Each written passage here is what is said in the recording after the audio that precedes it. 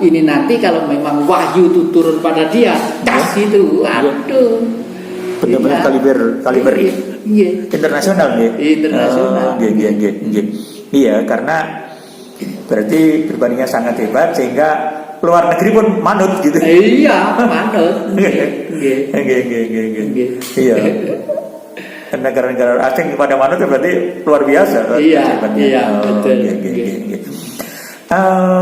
Sebaliknya, karena Satrio Piningit nanti itu di luar negeri sangat dihormati dan dia memimpin Indonesia, bisa sebagai raja, bisa sebagai presiden ya. Itu berarti kondisi Indonesia juga berjaya nantinya ya. Kondisi apa? Berjaya Indonesia. Oh iya, dengan sendirinya. Iya, jadi kalau beliau nanti sudah hadir berkuasa di negeri ini ya, justru di Indonesia nanti itu menjadi toladan kehidupan negara-negara yang lainnya. Karena sebenarnya Indonesia itu kan miniatur dunia. Di Indonesia Sabang sampai Merauke. Kalau di Eropa itu 13 negara, ya 13 negara. Di sana ke negara lain melompat pagar bisa.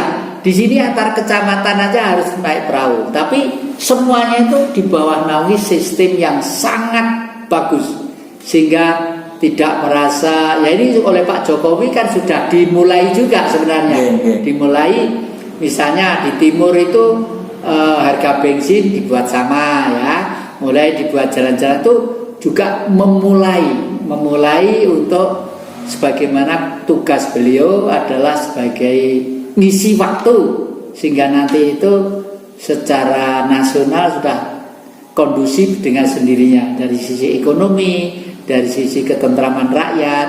Karena bagaimanapun publikasi dan sistem informasi itu sangat penting, sangat penting.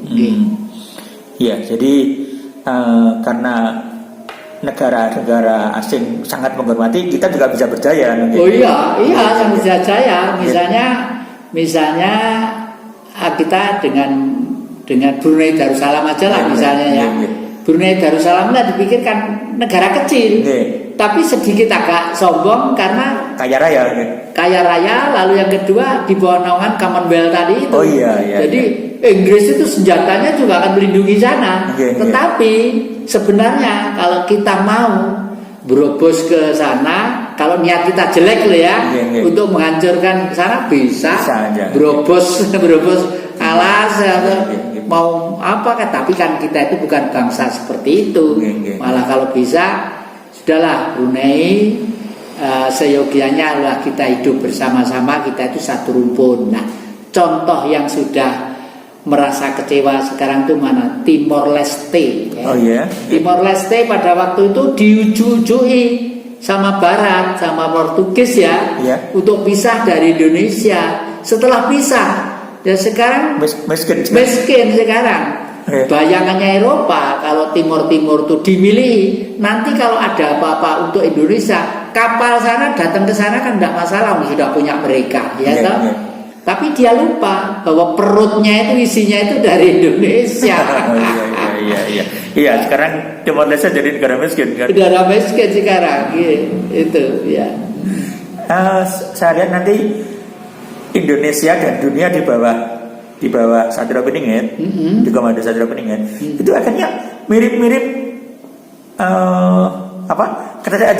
zaman dulu ya? Iya, mirip zaman dulu, betul. Jadi seperti sekitar abad ke-13-14 yang lalu, ya seperti itu.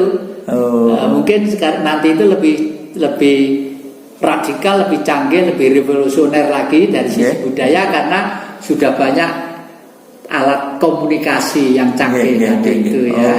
Inilah sebabnya tahun 60 Bung Karno itu sudah pengen membuat satelit yang namanya Palapa itu.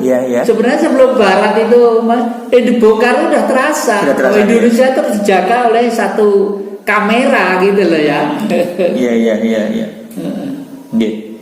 Tidak benar yang ya. Orang-orang yang kadang-kadang meragukan Satrio Piningit itu, kan ada yang itu khayalan. Maklum karena mungkin tidak nyampe pikirannya ya. apalagi kalau mereka itu hanya hidup ya itu saja ya. Apalagi kalau mereka tiap bulan gajinya sudah ada, yang dimakan sudah ada, gitu. Gak akan berpikir di situ itu lah buat apa Sandro Piningit itu kayalane wong sing anu aja begitu gitu. Padahal benar-benar ada nanti. Iya, padahal betul-betul ada. Oh iya.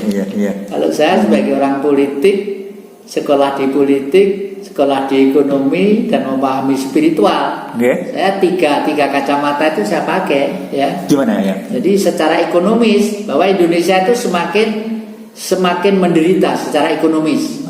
Buktinya rakyat itu kalau mencari duit penghasilan berbondong-bondong ke luar negeri. Itu yang kedua. Secara ekonomis rakyat kita itu banyak yang tertipu, duitnya dibuang ke luar negeri dengan alasan yang indah-indah, bahwa di sana itu adalah pintu gerbang untuk kita masuk dalam satu alam besok kalau sudah mati dan sebagainya. Itu kan iming-iming yang anu aja sebenarnya itu ya toh. Itulah itu secara ekonomis. Secara politik sekarang semakin lama kondisi sistem politik yang menguasai perasaan para legislatif, eksekutif, yudikatif itu tidak menyentuh sejatinya politik yang harus dilakukan sebagai negara yang namanya Indonesia. Jangankan kok Nusantara, kalau Nusantara termasuk daratan utara apa, tapi kalau Indonesia Sabang Merauke, ini aja udah tidak menyentuh, udah tidak menyentuh lah. Secara spiritual apalagi, makanya rekan-rekan saya yang dipimpin oleh Profesor Eros Jarot, sarjana hukum, sarjana pendidikan itu ya, itu mulai membentuk persaudaraan spiritual Nusantara, dan orangnya tidak boleh banyak, hanya 5 begitu. Oh begitu. Iya.